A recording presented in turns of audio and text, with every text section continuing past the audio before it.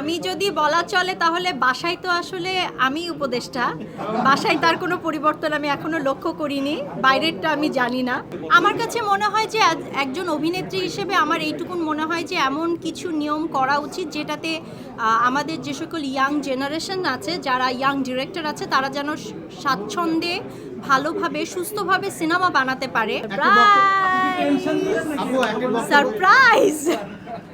আপু একটা বক্তব্য বলেছেন যে এরপরটিতে যদি আওয়ামী লীগ সরকার থাকতো তাহলে হয়তো মুক্তি পেত না, কিন্তু এখন শনিবার বিকেল আওয়ামী লীগ সরকার নাই, শনিবার বিকেল কি আসবে কিনা? শনিবার বিকেলের শুধুমাত্র আমি আর্টিস্ট, ডিরেক্টর হচ্ছে ভেতরে বসে আছে, প্রডিউসারও আছে। সো শনিবার বিকেল আসুক এটাও আমি চাই অ্যাজ আ আর্টিস্ট হিসেবে, আর বাকিটা ডিরেক্টর এবং প্রডিউসারকে আপনাদেরকে জিজ্ঞেস করতে হবে। ডিরেক্টর কি এখন আমার জামাই? মানে আগেও তো ছিল আমার জামাই। সরি, উপদেষ্টা হওয়ার পর কি উপদেষ্টা ফারুকী কেমন আসলে? আমি যদি বলা চলে তাহলে বাসায় তো আসলে আমি উপদেষ্টা, বাসায় তার কোনো পরিবর্তন আমি এখনো লক্ষ্য করিনি, বাইরেরটা আমি জানি না। আমি কখনো তার সাথে ওইভাবে বের হওয়া হয়নি বা তার কাজের জায়গায় যাওয়া হয়নি। চেঞ্জ আমি কোনো লক্ষ্য করতে পারছি না, আমার কাছে একই রকম মনে হচ্ছে। খালি মনে হচ্ছে যে একটা আগে ছবি আলের জন্য কাজ করতো, এখন দেশের মানুষের জন্য কাজ করছে, এটা আমার খুব ভালো লাগছে। সর্বশেষ প্রশ্ন। সর্বশেষ প্রশ্ন। আমাদের দেশে একজনের শেষ বর্তমান সিনেমার যে অবস্থা আগে যে ছিল এখনকার কতটুকু পরিবর্তন আনতে পারবেন বা আসবে? আমি পরিবর্তন আনতে যেহেতু নতুন বাংলাদেশ আপনারা আছেন, ফারুকী ভাই আছে, আপনারা কাজ করতেছেন ক্যামেরার পিছনে।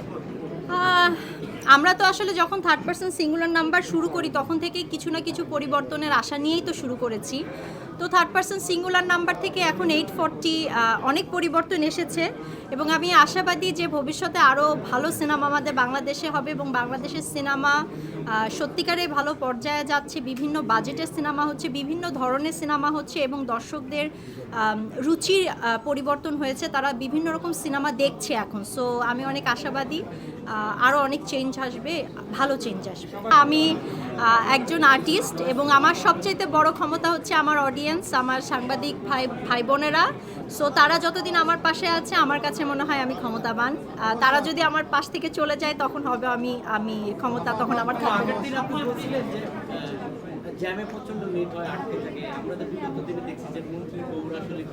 আমি এখনো জ্যামে আটকে আছি বিকজ এখনো আমার আসতে টাইম লেগে গেছে বিকজ অফ জ্যাম।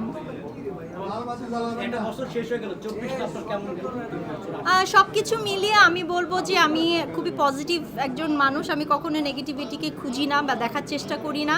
সব নেগেটিভিটিকে দূরে সরিয়ে আমি এতটুকুন বলবো যে আমার প্রতি বছরই ভালো যায়, কারণ আমি ভালোর দিকেই তাকিয়ে থাকি। যে সকল ভালো স্মৃতি আমার থাকে সেগুলোকে আগলেই আমি সামনে এগিয়ে যাই। 2024 ভালো গিয়েছে আলহামদুলিল্লাহ, এবং আমি আশা করছি 2025ও ভালো যাবে। যেহেতু বাসায় আপনি উপদেষ্টা, হ্যাঁ, এটা কি অপরাধ? আগে বলেন, এটা অপরাধ? আমাদের মুগ্ধ করে because I believe in simplicity and positivity, that's it. আপু বাসায় যেহেতু আপনি উপদেষ্টা, তো ফারুকী ভাই যখন বাসায় আসে, বাসায় বউ উপদেষ্টা হলে সংসার ভালো সুখে থাকে। তো আপনি কি দেশের কি পরামর্শগুলো সমস্যাগুলো দেন যে ফারুকী ভাইকে দেশের সমস্যাগুলো পরামর্শ দেওয়া হয়? আমি পরামর্শ দিব? পরামর্শ দেন চলচ্চিত্র, নাটক না, শেয়ারিং তো সবসময় আমাদের মধ্যে হয়, সেটা পলিটিক্স হোক, সেটা কাজ হোক, সেটা সিম্পল বাজারের হিসাব হোক, বা সিম্পল ইলহামের খাবার দাবার হোক, বা যে কোনো কিছু নিয়ে আমাদের আলোচনা হয়। হয়তোবা আমাদের সাংসারিক জীবন সুখের হওয়ার এইটা একটা কারণ, আমরা সব বিষয়ে আলোচনা করি, আমরা আর্গুমেন্ট করি না। সো এই আলোচনাটা আমার মনে হয় সব বিষয় নিয়েই হয়। স্পেসিফিক উপদেষ্টা হওয়ার কারণে যে দেশ নিয়ে এখন আলোচনা খুব বেশি হয় তা না, সবসময় যে কোনো বিষয় নিয়ে আমরা আলোচনা করতে স্বাচ্ছন্দ্য বোধ করি।